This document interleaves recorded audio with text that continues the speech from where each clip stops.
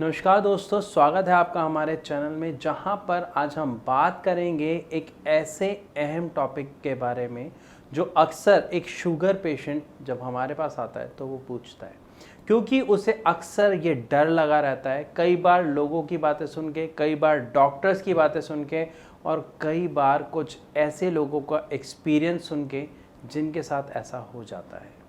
असल में एक शुगर पेशेंट को डर रहता है उसकी किडनी खराब होने का, और वो एक सवाल पूछता है कि सर, हमारा शुगर लेवल कितना हो जाता है तो किडनी खराब हो जाती है, या किस शुगर लेवल पर किडनी खराब होने का रिस्क ज़्यादा हो जाता है। तो देखिए, इसको आपको थोड़ा सा समझना पड़ेगा।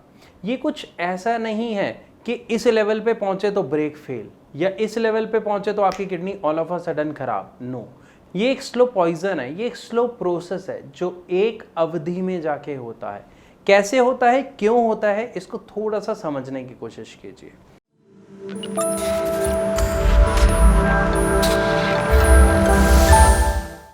जब किसी व्यक्ति को शुगर की समस्या होती है तो शुगर हमारे शरीर में नुकसान कर रही है, ये हम सबको पता है। मानना ना मानना उससे कोई फर्क नहीं पड़ता, लेकिन नुकसान हो रहा है। तो हमारा पहला कर्तव्य क्या होता है कि हम शुगर को कंट्रोल करें।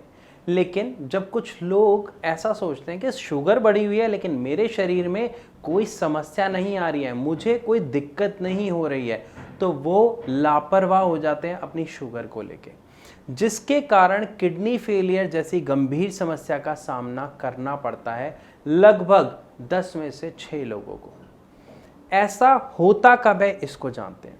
जब आपका शुगर लेवल बढ़ा रहता है और वो लगातार 4 साल, 5 साल, 6 साल तक बढ़ा रहता है, तो ये लगातार आपकी किडनी के ऊपर इफेक्ट डाल रहा होता है, जिसकी वजह से किडनी फेलियर का सामना करना पड़ता है।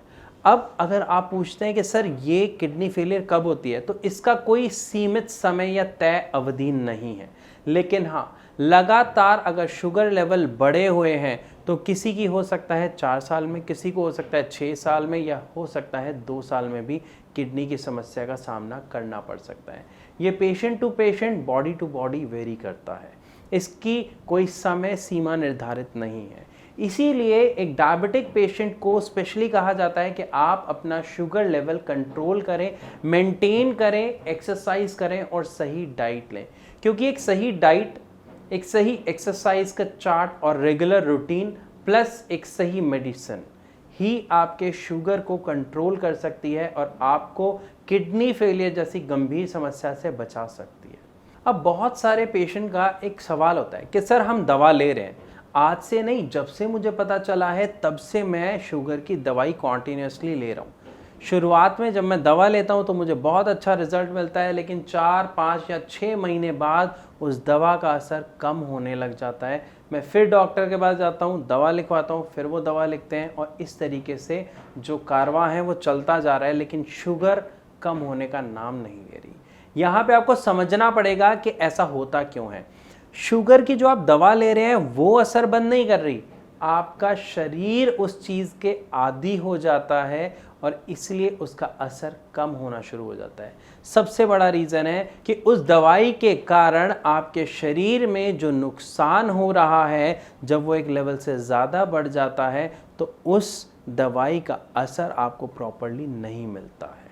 इसीलिए जब पेशेंट हमारे पास आता है तो सबसे पहले श्रेयास के डॉक्टर्स उसकी रिपोर्ट को स्टडी करते हैं और उस रूट कॉज को जानने की कोशिश करते हैं कि ये जो डायबिटिक की प्रॉब्लम है ये हुई क्यों। फॉल्टी इंसुलिन की वजह से, या इंसुलिन की कमी के कारण, या और किसी वजह से। और उसके बाद उस रूट कॉज पर काम करना शुरू किया जाता है आयुर्वेदिक मेडिसिन द्वारा, जिससे उसे मात्र 1 महीने में बहुत अच्छे रिजल्ट्स देखने को मिलते हैं। अगर यहाँ पर आपके मन में कोई सवाल है या डाउट है जो आप हमसे पूछना चाहते हैं, तो नीचे दिए गए नंबर्स पर आप डायरेक्ट हमारे डॉक्टर्स से कॉल करके फ्री ऑफ कॉस्ट परामर्श ले सकते हैं, या फिर आप कमेंट के माध्यम से भी अपना सवाल हमसे पूछ सकते हैं। तो मैं आशा करता हूँ इस वीडियो के माध्यम से आपको एक चीज़ समझ आ गई होगी कि किडनी फेलियर अगर शुगर के कारण है तो इसकी कोई निर्धारित समय सीमा नहीं है। लगातार बढ़े हुए शुगर लेवल के कारण किडनी फेलियर देखने को मिलती है और किडनी फेलियर के 80% केसेस जो होते हैं वो शुगर के और हाई बीपी के कारण ही होते हैं। तो यहाँ पर हमारी आप सब से एक ही रिक्वेस्ट है कि अगर आपको कोई भी लक्षण दिखाई देता है या समस्या है तो हमारे डॉक्टर से फ्री ऑफ कॉस्ट परामर्श लीजिए और अपना सही उपचार लीजिए, अपने आप को स्वस्थ रखिए। मैं आशा करता हूँ आपको सब कुछ अच्छे से समझ आया होगा। विदा लेता हूँ आपसे इस वीडियो में, मिलूंगा अपनी अगली वीडियो में, तब तक के लिए नमस्कार।